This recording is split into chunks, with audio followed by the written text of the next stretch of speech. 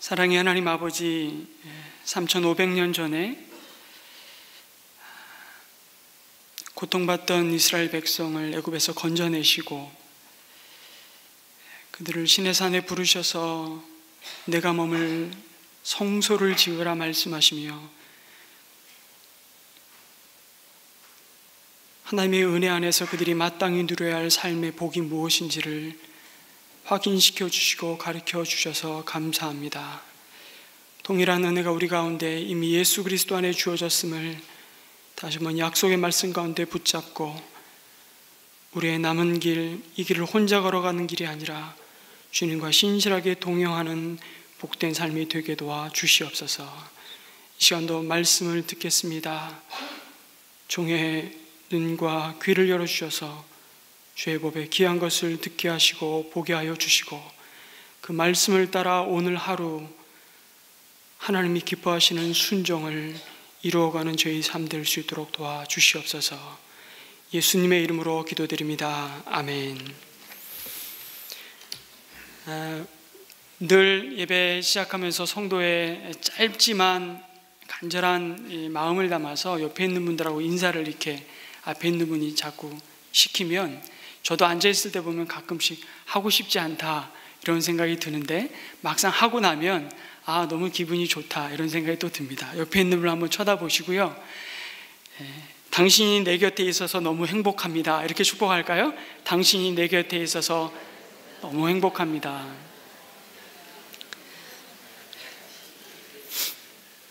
몇몇 분들은 내 곁에 계셔서 완전히 짜증난다는 표정으로 보시는데요. 한 번 더 인사하겠습니다. 그 말씀 해주셔서 감사합니다. 그 말씀 해주셔서 감사합니다. 우리 감사의 노트를 쓰시면서 관계를 회복해 하신 하나님의 은혜를 나누셨는데 그런 것 같아요. 감사는 감사를 낳는데 그 감사가 도저히 양보할 수 없는 것을 양보하게 하고 이해할 수 없는 것을 이해케 하시고 돌이킬 수 없을 것 같은 관계들을 돌이키게 하는 하나님의 은혜의 통로가 되는 것을 참 많이 주변에서 보고 발견하게 됩니다. 여러분 한 주간 행복하셨습니까? 행복할 일이 있어야 행복하지. 참 어수선한 시대를 언제는 안 그랬냐 싶은데 유독 저희가 대내외적으로 대한민국 이 백성이 참 힘겨운 시대를 지금 살고 있지 않나. 제가 오늘 말씀을 준비하면서 여러분에게 제가 중보기도 부탁을 사실 드렸습니다. 제가 지난 한 주간 굉장히 여러 성도를 만나면서 정말 아골골짜기와 같은 고난의 깊은 고난의 한복판에서 한숨 쉬며 고통받는 서로 성도들을 만나면서 참 마음이 무거웠습니다. 말씀을 준비하면서 어떻게 이 말씀 가운데 약속의 말씀을 붙잡고 다시 일어서게 할 것인가. 내가 일어서게 할 수 있는 것이 아니라 하나님께서 그들의 마음들을 만지시고 회복시키시고 다시 한번 일어서서 하나님이 걸어가게 하시는 이 믿음의 경주를 싱싱하게 달려갈 수 있게 할 것인가. 더 마음이 굉장히 무거워지는 거예요. 그래서 참 많이 기도가 됐습니다. 제 자신을 향해서도. 여러분 얼마나 행복한지를 점수를 매겨본다면 몇 점이나 주시겠습니까? 상당히 주관적이긴 하지만 목요일날 은빛쌤이 개강을 하면서 은빛쌤 어르신들을 참 긴 인생을 살아오시면서 이제 살아온 날들보다 살아가야 할 날이 아마 적다고 생각하시는 그분들을 향해서 제가 이 질문을 동일하게 드렸습니다. 열심히 받아 적으시더라고요. 내가 지금까지 살아온 이 인생의 여정 속에 내가 실패한 인생은 아닐까? 아마 이런 고민들을 아마 다 하고 계실 것 같아요. 나름 잘 살았지 이런 자기 자신을 향해서 격려하고 칭찬하면서 굉장히 흐뭇해 하시는 어르신들을 뵈면서 저도 참 기뻤습니다. 일간신문에 이런 기사가 났습니다. 제목은 내가 얼마나 행복한지 계산해보자. 영국의 직업 심리학자 로스웰과 인생 상담사인 피트 코온이라는 사람이요, 영국인 천여 명을 인터뷰한 결과를 토대로 행복 공식을 만들어 냈는데요. 이것이 BBC 방송이 보도한 자료입니다. 그들이 만들어낸 행복 공식은 이렇습니다. 한번 PPT를 보여주겠습니까? 한번 읽어볼까요? 시작. P 더하기 O 곱하기 E 더하기 3 곱하기 H. 이게 무슨 암호와 같은 이야기인가? 이거 설명을 좀 드리겠습니다. 여기서 P는 내 자신이 변화에 대해 얼마나 유연한가, 그리고 우울하거나 가라앉은 기분으로부터 회복이 얼마나 빠르고 스스로를 잘 통제한다고 생각하는가, 이런 것에 대한 항목입니다. 인생관, 삶에 대한 적응력, 유연성 등의 개인적인 특성을 말하고 있습니다. 1부터 10까지 점수를 매기는 겁니다. 이게 personal이죠. personal. 2는 몇을 곱합니까? 5를 곱합니다. 그러니까 이 행복 공식, 이 행복 지수에서 가장 중요하다고 생각되는 항목입니다. 2는 뭘까요? 건강. 뭐니 해도 가진 게 있어야 행복하지. 제가 종종 그런 성도님들을 만납니다. 야, 교회 생활도 재밌고 행복하게 생활하려면 돈이 있어야 되더라. 참 슬픈 얘기이죠. 돈이 정말 우리 인생에 있어서 정말 너무 중요한 위치에 있습니다. 바로 이런 것들이에요. 그리고 좀 더 확대한다면 인간관계죠. 진짜 내 옆에 내 마음을 알아줄 그 한 사람이 없다는 현실이 우리에게 너무 무겁게 다가오는 것이죠. 거기서 많은 행복을 잃어버립니다. 군중에 이렇게 모여있지만 우린 이 군중 속에서 너무 많은 외로움을 느끼고 모래알 같은 이 속에서 행복을 못 찾고 있죠. 그래서 테레사 수녀가 그런 얘기했습니다. 그 인도 빈민가에서 평생을 가난한 자, 고통받는 자, 소외된 자를 섬기면서 정말 평생을 그렇게 주님이 섬기셨듯이 섬기면서 살았는데, 테레사 수녀가 얼마나 많은 고통을 받겠습니까? 질병을 받겠습니까? 인생에 있어서 가장 무서운 질병이 뭔 줄 아세요? 이렇게 물었어요. 사람이 겪는 가장 극심한 고통이 뭔 줄 아세요? 에이즈, 결핵, 불치병, 여러분들이 생각하는 그 질병에 고통받는 것, 그것이 아니었어요. 외로움이다, 이렇게 얘기했습니다. 외로움. 그 고통 중에도 그 고통을 함께 옆에서 버팀목이 되어줄 그 한 사람이 없어서 인간이 가장 고통받는 그 현장을 평생 보며, 인간에게 가장 무서운 질병은 외로움이다. 정말 그런 것 같습니다. 그래서 그런 것들이 내 삶에 얼마나 채워지고 있는가, 이게 행복들을 결정하는 가장 중요한 요소라고 이 공식이 가르쳐요. existence입니다. existence, environment이기도 하겠죠. 그리고 마지막으로 H는 자신의 일에 몰두하고 스스로의 기대치에 얼마나 부응하는지, 그리고 자신이 설정한 목표를 위해 생각만 하고 말만 하고 끝나는 것이 아니라 실제로 그 목표를 향해서, 그 목표를 위해 내가 행동하고 있는가에 대한 지수입니다. 좀 고차원적인 조건을 말하고 있습니다. Higher order입니다. 그렇게 해서 각 항목에 1부터 10까지 점수를 매기고, 가장 행복하면 100점, 가장 불행하면 0점으로 이 행복 공식은 사람의 행복을 평가하고 있습니다. 그러면서 이들 심리학자들이 행복해지기 위한 7가지 계명을 제안하고 있는데요. 첫째는 가족과 친구, 그리고 당신 자신에게 시간을 쏟아라. 일이 아니라 관계를 소중히 여기라는 겁니다. 둘째는 친밀한 소수가 겉도는 다수보다 낫다. 아까 말씀드렸던 그런 내용입니다. 친밀한 소수가 겉도는 다수보다 낫다. 셋째는 과거나 미래에 집착하지 말고 현재에 충실하라. 내가 바꿀 수 없는 이미 지나간 그 과거, 그때 내가 그렇게 하지 말았어야 되는데, 내가 저 사람에게 그때 그렇게 말하지 말았어야 되는데, 후회하고 원망하고 돌이킬 수 없는, 바꿀 수 없는 그 과거에 붙잡혀서 인생 낭비하지 말라는 거예요. 그리고 어차피 지금 나에게 닥쳐오지 않은 미래를 염려하고 두려워하며 고통받지 말라는 거예요. 중요한 건 현재 내게 지금 주어진 이 일상을 충실히 감당하는 것을 행복한 비결이라고 가르치고 있습니다. 그러면서 마지막으로 이것도 저것도 아니면 이렇게 말을 해요. 행복하려고 노력하기를 중단하면 아주 즐겁게 지낼 수 있다는 말을 새겨들어라. 굉장히 애매모호하면서도 역설적인 충고를 하고 있습니다. 무슨 얘기죠? 행복 자체가 우리의 목적이 되고 목표가 될 때 우리는 오히려 불행해지는 우리의 모습을 보게 된다는 거예요.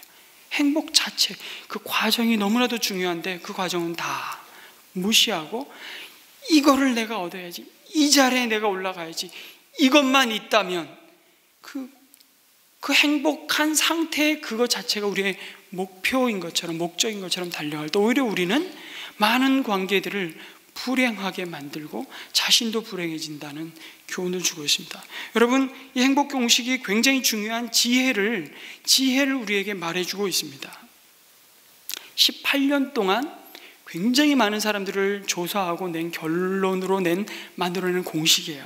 네, 하지만 저는 이 행복 공식에서 가장 중요한 항목이, 가장 중요한 기초가 빠져 있음을 발견합니다. 그것은 바로 하나님과의 관계 지수입니다. 이게 빠져 있어요. 하나님과의 관계 지수.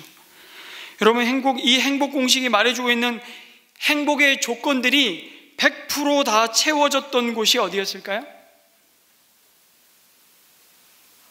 기억이 안 나세요?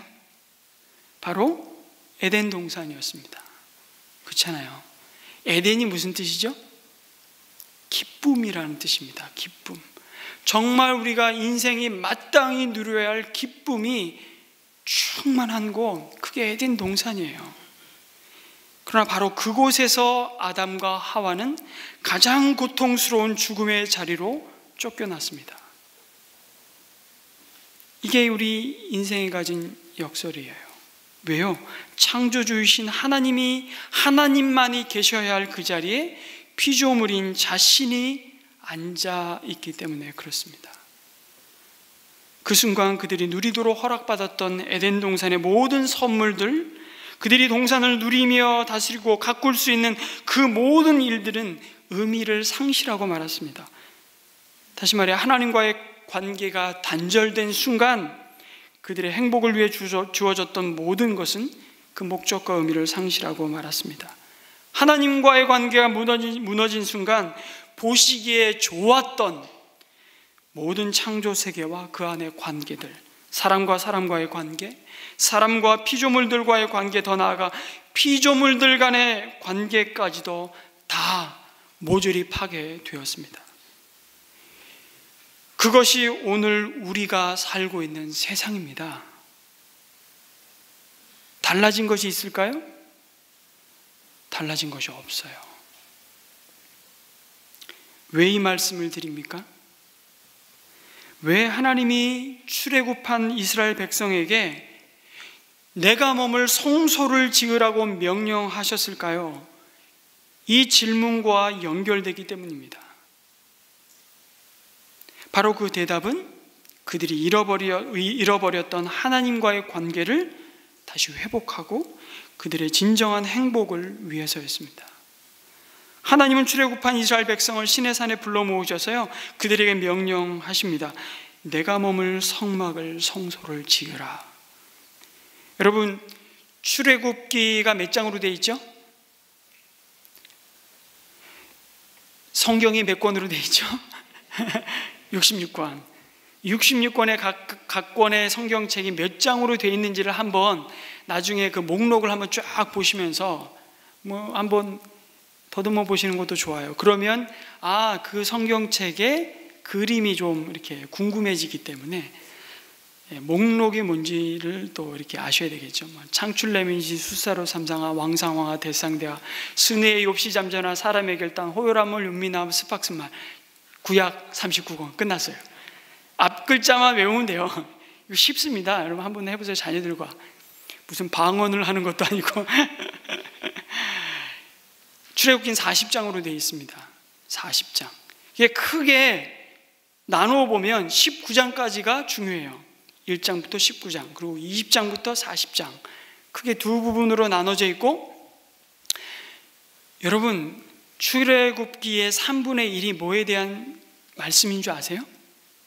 오늘 우리가 묵상하게 될 성막에 대한 말씀이에요. 이스라엘 백성을 시내산으로 부르셔서 그들과 언약을 맺으시고 25장부터, 오늘 읽은 25장부터 성막에 대한 얘기를 시작하시는 거예요. 주구장천.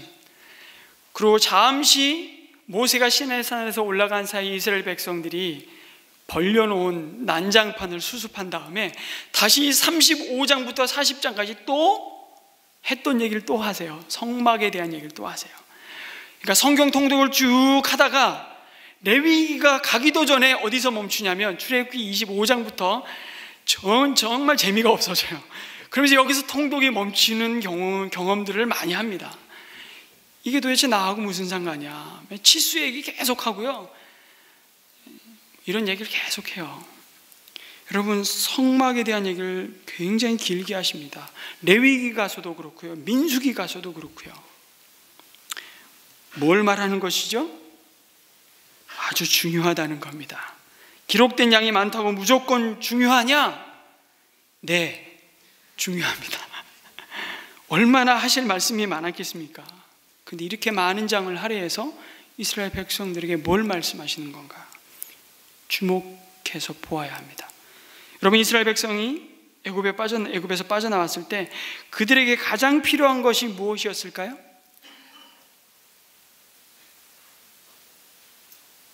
당연히 생존을 위한 물과 양식이었을 겁니다. 애굽을 나왔더니 애굽과는 비교도 안 되는 정말 살기 좋은 땅이 딱 그들을 기다리고 있을 줄 알았는데 황무지 광야에 덩그러니 놓여진 겁니다. 이런 거죠. 예수 믿고 불행 끝 행복 시작, 복 받은 줄 알았는데 그 복이 내가 생각했던 복이 아닌 거죠. 현실이 바뀐 게 하나도 없어요. 진도가 나가지 않고 여전히 살기가 더 까다로워지는 겁니다. 이전에는 고민하지 않던 문제들이 고민거리가 되는 거예요. 내가 이렇게 살아도 되나? 찝찝한 거죠. 그래서 그리스도를 알고 그리스도를 만나고 내 삶을 경영해 갈 때 이제는 내 마음대로 내가 하고 싶은 대로 할 수가 없는 거예요. 누가 자꾸 옆에서 찔러요. 내 안에 계신 성령님이 내 안에 너 그렇게 살면 재미없어. 너 빨리 마음을 돌이켜라. 빨리 삶의 태도를 바꿔라. 그래서 우리에게 정말 중요한 건 애티튜드예요. 우리 삶의 태도 바꾸길 원하세요. 근데 그걸 억지로 하지 않으세요. 기계적으로 하지 않으세요. 우리의 자원하는 마음을 받으시겠다고 그걸 설득하시고 기다리시고 또 기다리시고 또 인내하시고 우리를 설득해 가시는 하나님을 이스라엘 백성들이 경험하고 있는 거예요. 시내산에서 1년여간 머물며 그 하나님의 설득을 받고 있는 겁니다. 여러분, 노예 해방의 기쁨과 새로운 삶에 대한 큰 희망을 품고 나왔는데 절망스러운 현실이 그들 앞에 펼쳐졌습니다. 당연히 그들의 절실한 필요는 이렇게 광야를 계속 떠도는 것이 아니라 터잡고 살 땅을 빨리 차지하는 겁니다. 그러나 하나님의 생각은 좀 달랐습니다. 그래서 그들을 어디로 데려오셨다고요? 가나안의 방향과는 정반대인 시내산 기슭이었습니다.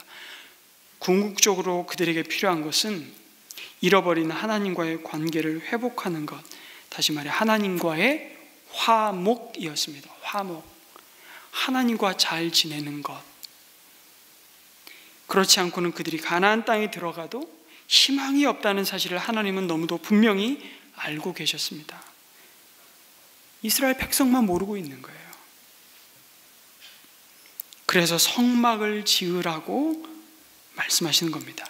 그들에게 가장 중요하고 필요한 것은 하나님과의 막힌담이 제거되고 하나님께 나아갈 수 있는 생명의 길이 주어지는 것입니다.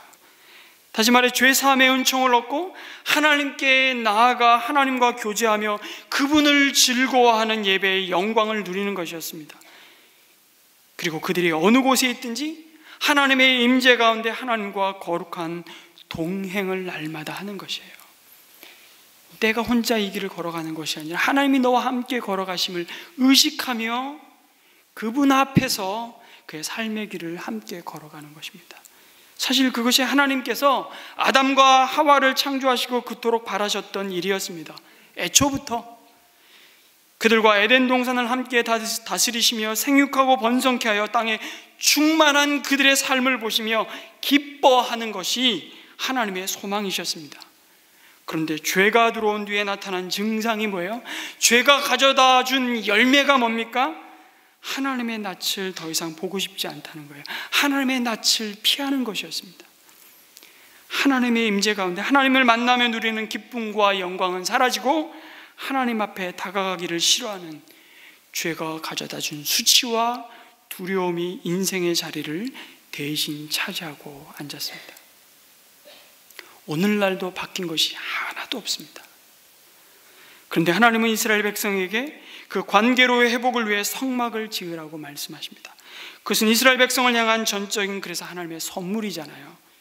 그런데 여러분, 재밌는 것은 하나님이 그들에게 광야에서 만나와 메추라기를 일용할 양식으로 주셨던 것처럼 성막을 하늘에서 뚝딱 지어주신 것이 아니라 그들이 애굽에서 가지고 나온 소유 가운데 성막에 필요한 재료들을 자원하는 마음으로, 기쁜 마음으로 바치게 하여 지으라고 말씀하십니다. 아니, 줄 때는 언제고 이제 하나님이 필요하신가 도로 달라지는 건가요? 그런 인색한 하나님이신가요? 아니죠. 이거 주면 우리 뭐 먹고 살라고, 그들 가운데 소중한 거 아니겠습니까? 거래하면서 그들 가운데 먹고 살 자산 아닙니까? 그렇게 생각하거든 바치지 말고 안 그러거든 바치라. 이 얘기를 출애굽기 35장에 아주 더 자세하게 반복하십니다. 자원하는 마음으로 드리는 예물을 받으라고 하십니다. 하나님은 그것이 없어서 성막을 짓지 못하실 분이 아니지 않습니까? 그거 내야만 성막 내가 만들고야 말겠다 그렇게 쪼잔하신 분이 아니지 않습니까? 더욱이 천지의 창조주신 하나님이 머무실 성막 자체가 목적이었고 성막을 세우는 것이 그 자체가 중요했다면 하나님은 성막을 그렇게 지으라고 하시지 않았을 것 같아요. 이게 무슨 얘기냐면 이미 이스라엘 백성들은요, 애굽의 그 웅장한, 지금도 불가사의한 건축물로 불리는 피라미드, 그 화려한 왕궁과 수많은 애굽의 우상 제단들을 이미 보았습니다. 여러분, 피라미드가 언제 지어졌어요? 검색 딱 해보세요. BC 2500년경에 지어졌습니다. 지금 보는 가장 큰 피라미드는 이미 다 지어졌어요. 청동기 시대로 보는데 도대체 어떻게 그 시대에 수백만 개의 돌을 그렇게 150m 높이로 쌓을 수 있을까? 그것도 그렇게 정교하게. 미스테리예요. 그 어마어마한 무게의 돌들을 어떻게 다듬었으며 수십 년, 어쩌면 어떤 것들은 100여 년 가까운 세월에 걸쳐서 지었는지도 모르겠어요. 알 수가 없죠. 신비로운 거예요.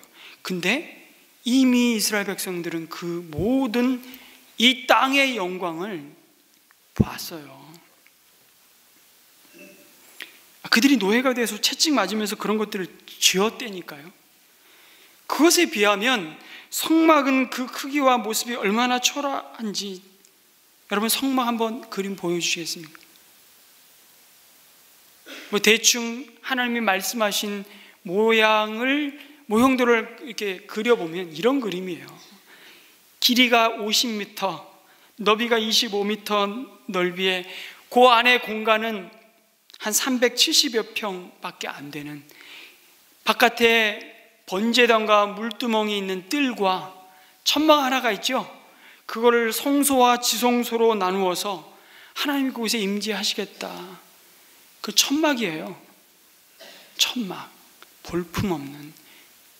그런데 하나님은 굳이 이스라엘 백성의 자원하는 마음에서 바쳐진 예물로 이 성막이 지어지기를 원했습니다.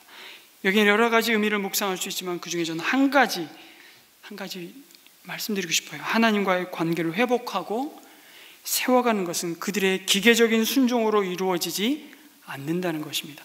몇몇 규칙을 지킨다고 이루어지지 않아요. 종교생활한다고 지켜지지 않습니다. 하나님은 자기 백성과의 인격적인 관계를 원하시는 것입니다. 너의 마음을 드려라. 너의 마음을. 그리고 그 마음을 받으시겠다. 그리고 함께 이 성막을 짓겠다고 말씀하시는 겁니다. 하나님과의 관계는 일방적이지 않습니다. 너희는 내 백성이 되고 나는 너희의 하나님이 되는 이 새로운 관계의 시작을 사실 가능케 하신 분은 이스라엘 백성이 아니에요. 하나님이셨습니다. 그러나 그 이후에 이제 그들과의 교제와 사귐에 그들로 하여금 뭘 요구하고 계시는 거예요? 헌신을 요구하고 계시다는 사실을 기억하셔야 됩니다. 헌신을 원하십니다. 그 교제를, 그 친밀함을 회복하기 위해 이스라엘 백성의 자원하는 헌신을 요구하고 계세요.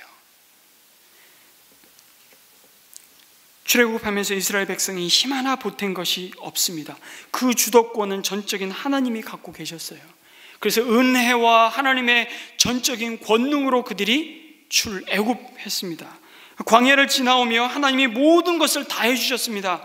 그리고 시내산에서 하나님은 그 백성을 향하여 이제 너희는 나만을 신뢰하고 의지하기를 원한다.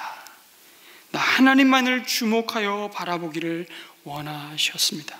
그래서 성막을 줄 때 그 성막을 어디에 놓으라고 말씀하시죠? 이왕이면 시내산 꼭대기라면 폼나지 않았겠습니까? 시내산 꼭대기. 아니면 어느 아주 신비로운 장소, 특정한 장소를 구별해서 그 성막을 놨으면 얼마나 좀 폼나지 않았습니까? 천막 자체는 초라해도. 그래서 이스라엘 백성이 가나안 땅에 들어가서요, 가나안의 우상들을 흉내내고 그 우상을 쫓아가고 그 산당을 다 어디에 줘요? 높은 산 꼭대기에 다 짓는 거예요. 인간은 그래요. 본대로 따라가는 거죠. 아니 성막도 이왕이면 폼나게 그런데 다 지어놓고 다 우러러볼 수 있도록 하면 얼마나 좋겠습니까? 근데 어디에다? 그들이 매일 자고 일어나는 텐트 한가운데 놓으라고 말씀하십니다. 아침에 눈을 부비고 일어나 텐트를 열어젖히면 곧바로 보지 않을 수 없는 성막 위에 임재해 계시는 하나님의 영광을 주목해 하셨습니다. 그것이 뭔가요? 지성소 언약궤 위에, 법궤 위에 드려진 구름기둥과 불기둥이었습니다. 12지파가 성막을 중심으로 3지파씩 동서남북으로 진을 쳤습니다.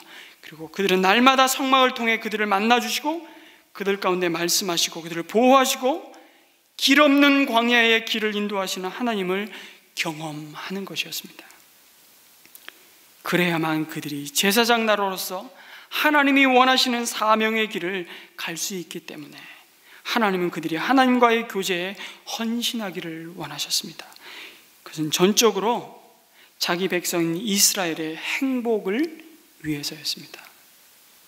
그런데 그 행복을 제대로 누리려면 뭐가 필요한 것입니까?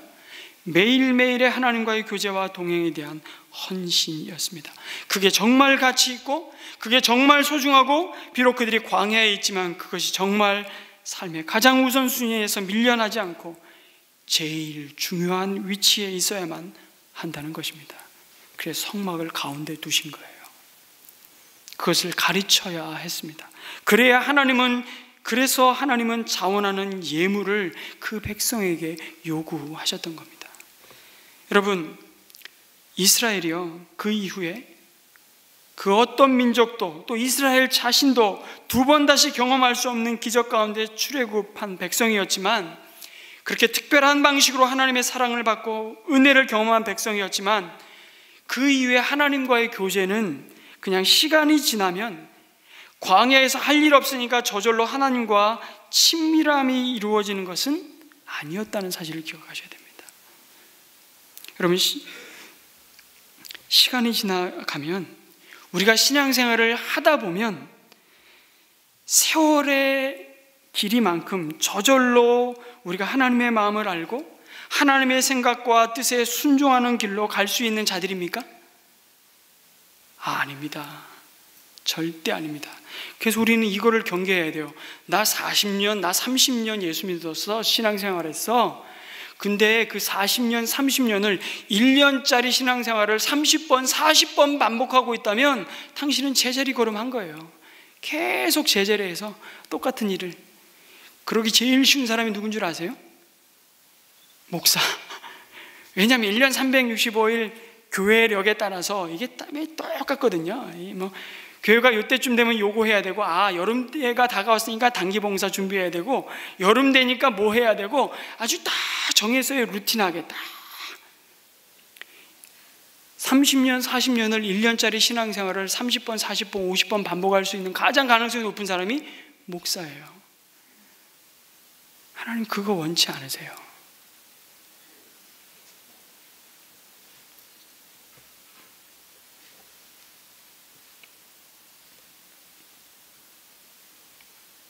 저절로 이루어지지 않다는 거예요. 뭘 보면 알 수 있습니까? 이스라엘 백성들을 보면서 그런 은혜를 그들이 경험했지만 그들의 입에서 감사가, 그들의 머리에서 그 은혜에 대한 기억이 그리 오래가지 않았다는 사실을 보면 알 수 있습니다. 절대 잊을 수 없을 것 같고, 절대 그들 입에서는 하나님을 향한 불평이 나와서는 안 될 것 같은데 그게 그리 오래가지 않더라는 거예요. 인생론은 인간과는 하나도 바뀐 게 없어요. 그때나 3500년 전이나 지금이나. 이게 우리들의 문제예요. 결정적인 것은 그들이 성막을 만들기 전에 뭘 먼저 만드는 줄 아십니까?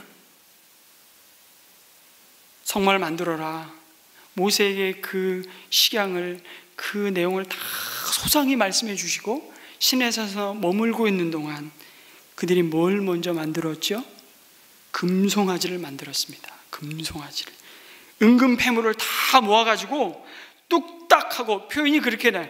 뚝딱하고 은금을 다 모았는데 하니까 나온 게 금송아지예요. 하니까 나온 게 금송아지. 얼마나 빨리 만들었는지 몰라요. 본능적으로 만들었다는 거예요. 그리고 이것이 애굽에서 너희를 구하였는 하나님이라고 말합니다. 그리고 엎드려 절하라고. 여러분, 왜 하필 금송아지였을까요? 그들에게 익숙한 것이니까. 그들에게 익숙한 것이니까. 그들이 알고 그들이 경험한 것이니까. 그래서 하나님은 성막을 지으라고 말씀하시면서 그들이 갖기를 원하셨던 삶의 모습이 무엇이었냐면, 이제 나와 관계를 맺고 동행하는 너희들의 삶은 너희들이 지금까지 애굽에서 눈으로 보았고 기대하고 소망했던, 그리고 익숙해져 있는 그런 삶이 아니라는 것을 가르쳐 주시는 것입니다. 더 나아가 너희들이 들어가서 터잡고 뿌리 내리고 살 가나안 땅에서 이제 곧 누리게 될 삶도 너희들이 보았던, 너희들이 그토록 가지고 싶고 누리고 싶고 이루고 싶고 담고 싶었던 애굽 그 화려한 문명과 같은 삶이 아니라고 말씀하시는 겁니다. 그거 아니야. 번지수 잘못 짚었어. 그거 아니라고. 너희들은 전혀 다른 삶을 살 사람들이다. 구별된 삶, 하나님 보시기에 좋은 삶, 거룩한 삶이라는 것을 성막을 바라보면서 날마다 확인하고, 실제로 그 성막으로 나아가 짐승의 피를 보고 그 짐승을 번제로, 속죄로, 화목제로 드릴 때마다 경험하게 될 것이라고 말씀하는 겁니다. 하나님을 주로 모시고 사는 너희들은 하나님을 인정하지 않고 하나님을 대적하고 하나님을 무시하는 자들과 결코 같을 수 없다는 것을 말씀하십니다. 그러한 삶, 하나님과 동행하는 삶의 모습을 성막을 통해 어떻게 보여주십니까? 어떻게요? 그 질문을 더 근원적인 질문으로 바꾸면 성경에서 하나님이 우리를 향해서, 인생을 향해서 계속해서 말씀하시는 질문이 이거예요. 하나님이 왜 우리를 지으셨어요? 하나님이 우리에게 요구하시는 것이 뭔가요? 우리가 하나님을 믿는다고 하는데 우리가 하나님을 믿는 믿음의 본질이 무엇입니까? 이 질문을 던지고 있는 겁니다. 그리고 이에 대한 한결같은 이스라엘 백성의 답은 단순하지만 정확히 이것이에요. 미가서 6장 8절을 보겠습니다. 같이 한번 읽을까요? 여기 많이 덥죠? 이교 예배가 지나고 난 다음에 공기가 굉장히 따뜻합니다. 읽으시기 바랍니다. 하나님의 말씀을. 시작. 사람아, 주께서 선한 것이 무엇임을 내게 보이셨나니 여호와께서 내게 구하시는 것은 정의를 행하며 인자를 사랑하며 겸손하게 내 하나님과 함께 행하는 것이 아니냐. 여러분, 제가 드린 질문, 성막을 왜 지어야 돼요? 우리에게 무엇을 원하십니까? 아니, 왜 우리를 지으셨습니까? 왜 우리를 이곳에 두셨습니까? 라는 더 근원적인 질문의 답이 이거예요. 구약 말씀을 쪼리면 이거예요. 사람아, 주께서 선한 것이 무엇임을 너희에게 보이셨나니. 여기 선한 것이라는 게 뭘까요? 히브리어로 이 토브라는 단어입니다. 여러분, 이 단어쯤은 그냥 암기하셔두면 좋을 것 같아요. 토브라는 단어. 이 단어가 처음 어디에 등장합니까? 구약의 창세기 1장에 나타납니다. 하나님이 천지를 다, 만물을 다 지으시고, 지으실 때마다 하루하루를 하나님이 마치실 때마다 했던 하나님의 감탄사입니다. 하나님이 보시기에 좋았더라.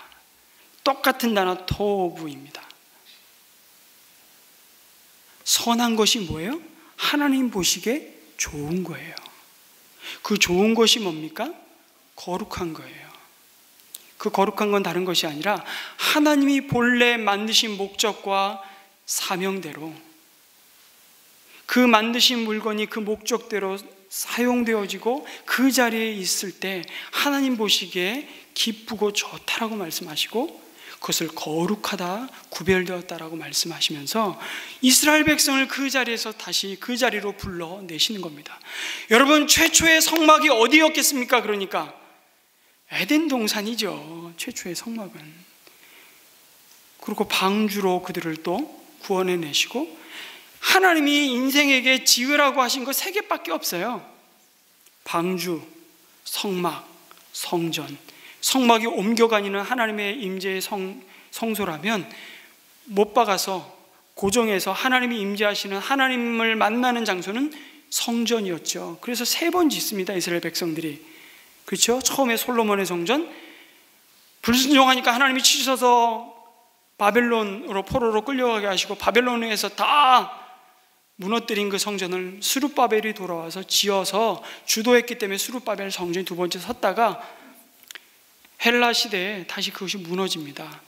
제우스 신상이 들어가고 돼지의 피로 그 스룹바벨 성전에서 제사가 드려지면서 완전히 성전이 무너져 버립니다. 그리고 다시 그들을 헤롯이 이스라엘 백성의 환심을 사기 위해서 이두메 사람이었는데 유대인이 아니었어요. 그 사람이 하나님의 성전을 지어요. 그렇게 해서 하나님 만나시겠다고. 그러나 그들이 뭘 잃어버렸어요? 여기서 중요한 건 선한 것이 무엇인지 알지 않느냐, 보여주지 않느냐. 근데 뭘 잃어버렸어요? 그 선한 것이 뭡니까? 정의를 행하며 자비와 긍휼의 삶을 사랑하는 것, 그 정신을 그 하나님과의 관계 속에서, 또 사람과 사람과의 관계 속에서 다 잃어버렸고, 그들에게 남은 건 뭐예요? 규칙을 기계적으로 지키는 것만 남아 있었던 것입니다. 그래서 예수님이 오셔서 헤롯 성전을 보면서 강도의 굴혈이라고 말씀하셨던 거예요. 하나님의 만민이 기도하는 집을 너희들이 강도의 굴혈로 변질시켜버렸다. 너무나 혹독한 책망을 하고 계십니다. 하나님과 겸손히 동행하는 삶, 하나님과 친해지면 자연스럽게 따라오는 삶의 열매가 뭡니까? 정의를 행하며 자비와 긍휼의 삶을 사랑하고 하나님과의 관계를 회복하는 것이죠. 하나님은 애굽에서 건져내신 자기 백성이 애굽의 가치와 애굽의 정신과 애굽의 삶의 방식과 습관을 성막을 짓고 그들 가운데 임재하시는 하나님의 영광을 날마다 보면서 바꾸어 가시겠다고 말씀하시는 겁니다. 그래서 그들에게 이런 하나님과의 새로운 관계를 세워가도록 선물을 주신 거예요. 시내산에 불러내셔서. 그 2가지잖아요. 하나는 율법이고 다른 하나는 성막인 것입니다. 율법은 그들이 이 땅에서 하나님의 백성으로 어떻게 살아갈 것인지를 가르쳐 주시는 구원받은 백성의 인생 나침반이라고 할 수 있습니다. 기준, 우리 집사님 성함이 너무 좋아요. 기준, 박기준, 죄송합니다. 놀림 많이 받으셨죠? 저도 학교 다닐 때 놀림 많이 받았어요. 오늘은 고기 많이 잡았냐? 옛날에 출석을 부르면서 왜 그렇게 이름 갖고 시비를 거셨는지. 윤만선, 야, 오늘 고기 많이 잡았어? 참고로 정확한 정보를 알려드립니다. 제 이름은 찰만의 배선자가 아니라 일만만의 착할선자입니다. 굉장히 성경적인 이름이에요. 일만만의 착할선자, 선이 가득하다, 하나님의 선하심이 가득하다. 저는 이 이름을 믿음 안에서, 그리스도 안에서 새롭게 해석했어요. 사실 저희 할아버지가 제 이름을 지어줄 때는 굉장히 불교적인 냄새가, 공덕을 많이 쌓아라, 덕을 많이 쌓아서 훌륭한 인물이 되던, 입심양명을 하던 그런 의도로 주셨던 것 같은데, 그리스도 안에 이루신 그 선을 내가 믿음으로 받고 그리스도를 닮아 동행하는 삶을 오늘도 살아가는 동기부여로 제 이름을 새롭게 해석하는 거죠. 일만만의 착할선. 이름 중요해요. 기준을 뭐로 세우셨다고요? 십계명으로 대표되는 율법을 주심으로 그들의 삶의 질서와 기준을 세우셨습니다. 너희들은 달라. 하나님을 인정하지 않고 하나님을 예배하지 않는 애굽 백성의 삶이 화려해 보이고 흠모해 보이고 매력적이지만 그들이 달려가는 삶의 방향과 목적과 너희들은 달라. 그거 알려주시려고 율법을 부지런히, 그래서 말씀을 쉐마, 들으라. 순종은 어디서부터 오기 때문에? 말씀을 듣는 데서부터 시작되기 때문에 그랬습니다. 그래서 쉐마 이스라엘이에요. 이스라엘아 들으라. 귀에 못이 박이도록 반복하시고 또 반복하시고, 우리가 일주일에 모여서 한 번씩 또 들은 얘기 또 듣고, 그래도 까먹으니까 또 듣게 하시고, 그래도 까먹으니까 주중에 또 모여서 말씀을 묵상케 하시고. 이게 얼마나 중요한지 몰라요. 성막은 그 기준을 가진 자들이 어떻게 하나님과 동행해 갈 것인가, 이 삶의 일상 속에서 내 안에 계신 성령이 뭐라고 말씀하실까 인도해 가심을 받는 거죠. 성막을 통해서 하나님은 그 친백성 삼으신 이스라엘을 떠나지 아니하시고 그들을 만나주시고 그들과 동행하시겠다는 약속을 주십니다. 종살이하는 자리에서 예배를 향해 나아가게 하셨습니다. 바로를 섬기는 자리에서 하나님을 섬기는 자리로 나아가게 하셨습니다. 8절에서 모세에게 말씀하십니다. 내가 그들 중에 거할 성소를 그들이 나를 위하여 지으라. 그러면서 22절에 그 성소를 향해 뭐라고 얘기하십니까? 거기서 내가 너와 만나겠다 약속하십니다. 만나겠다. 이 만남을 통한 하나님의 임재와 죄 사함의 은총이 없다면, 그 은혜를 받아 누리지 않는다면 그들은 아무것도 할 수 없는 광야의 메마른 막대기와도 같은 존재임을 알게 하시는 거예요. 여러분, 죄로 인해 모든 인생은 하나님과의 관계가 단절되었습니다. 그러나 하나님은 언제나 먼저 우리를 찾아오셨고요, 우리와의 만남을 갖기 원하십니다. 그런데 죄를 범한 인생이 그 죄를 용서 안 받고 하나님과 만나 거룩한 사귐을 할 수 있는 은총의 장소로 하나님이 예배하신 특별한 장소가 성막이잖아요. 그래서 이 성막은 은혜의 성막이에요. 은혜의 장막이에요. 사랑의 장막이에요. 용서의 장막입니다. 근데 이 성막을 통한 하나님과의 만남은 계속해서 짐승을 잡아 속죄의 피를 가지고 나가야만 했습니다. 여러분, 내가 죄를 범했습니다. 그러면 나는 죽을 수밖에 없습니다. 그러나 나를 사랑하시는 하나님은 범죄한 나를 대신해서 속죄의 제물로서 소와 양과 염소와 비둘기 등의 짐승을 가지고 나오는 것을 허락하셨습니다. 그 짐승의 머리 위에 손을 얹는 순간 내 죄가 이 짐승에게 전가되었습니다. 그리고 그 제물의 주인은 자신이 가져온 짐승을 성막 뜰에서 목을 따서 직접 죽입니다. 제사장이 짐승을 잡은 게 아니에요. 누가 잡았다고요? 죄사함 받아야 하는, 하나님과 막힌 담을 허물고 하나님께 나아가야 할, 그래서 하나님이 공급하시는 은혜를 오늘도 먹고 누려야 할 그 제물의 주인이 짐승의 목을 따고 피 범벅이가 돼야 되는 겁니다. 피를 흘리고 죽어가는 제물, 이것이 내 죄를 담당하고 나 대신 피 흘리고 죽어가는구나. 그 광경을 보면서 그들은 내가 죽어야 되는데 하나님의 은혜로 내가 사는구나. 이 하나님의 자비와 용서가 아니고서는 나는 이 짐승과 다를 바 없는, 아니 이 짐승만도 못한 자로구나, 이 사실을 확인하는 것입니다. 이 피 흘림에 근거해서 하나님은 죄인인 나를 용납하시고 만나 주셨습니다. 언제까지요? 언제까지요? 하나님이신 예수님이 이 땅에 육신의 몸을 입고 오시기까지 이 피의 제사는 계속되었습니다. 그리고 마침내 하나님께서는 나를 사랑하심으로 나를 위해 속죄의 어린 양을 준비하셨습니다. 그분이 바로 예수 그리스도이십니다. 그래서 하나님과 우리 사이에 화목제물로 오신 예수님을 증거한 세례 요한이 이렇게 외쳤던 거예요. 보라, 세상 죄를 지고 가는 하나님의 어린 양이로다.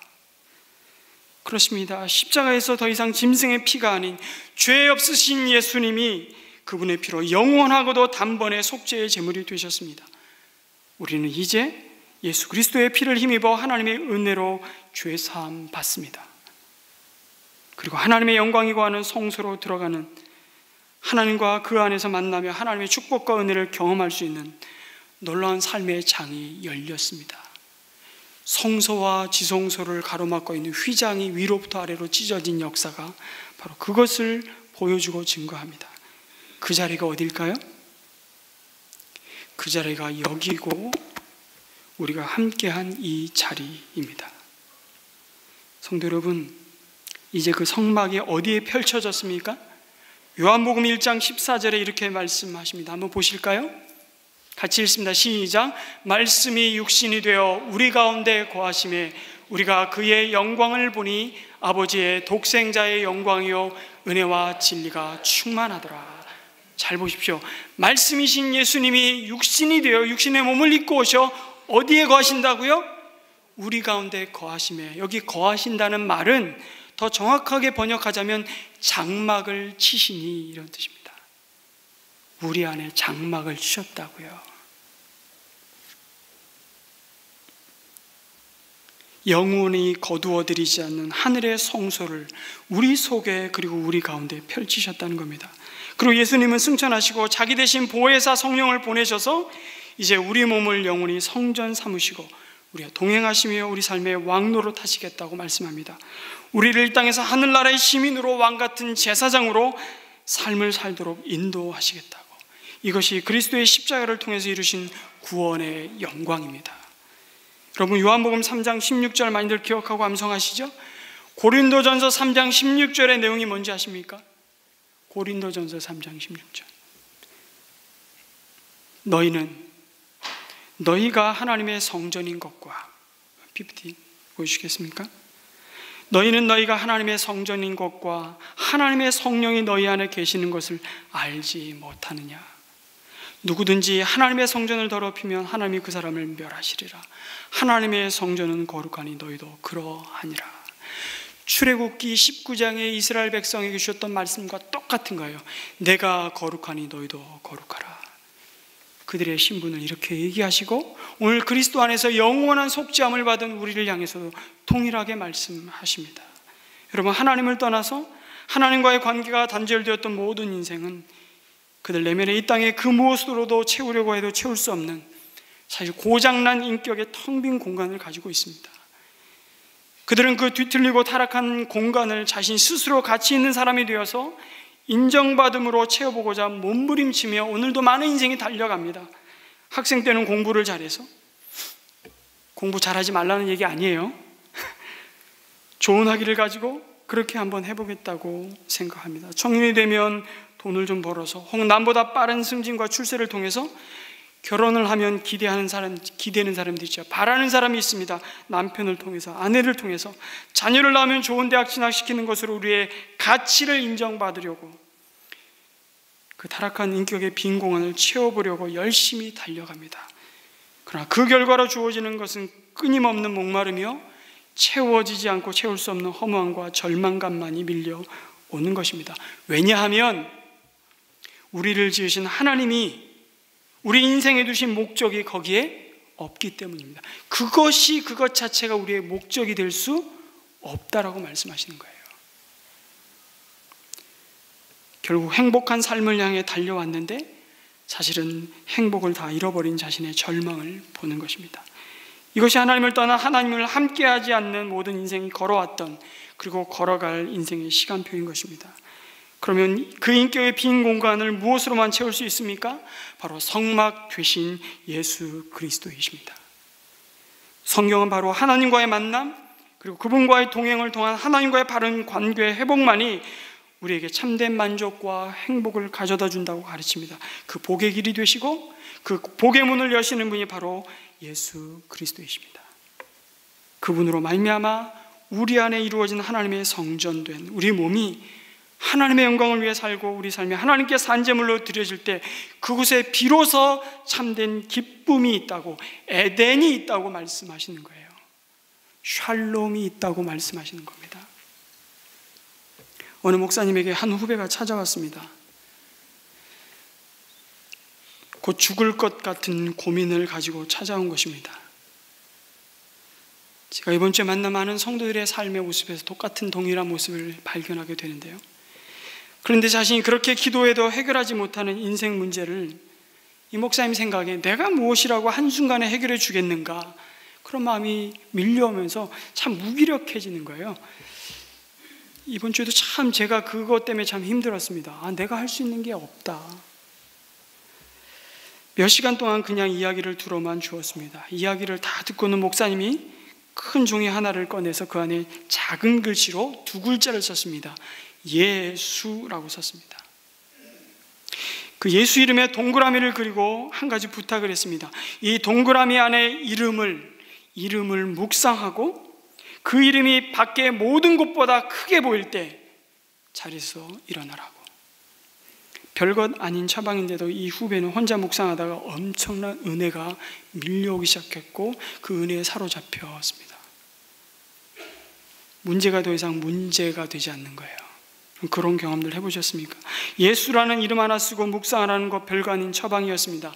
2글자밖에 되지 않는 그 이름이지만 그 이름이 동그라미 밖에 모든 것보다, 동그라미 밖에 모든 세상보다 더 크게 보일 때 그것은 결코 그 이름은 별것 아닌 글자가 아니라 나를 살리는 위대한 이름이 됩니다.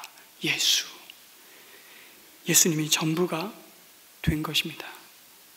우리에게 예수님이 이런 존재가 되어야 된다고 내가 머물 성소를 지으라 말씀하십니다.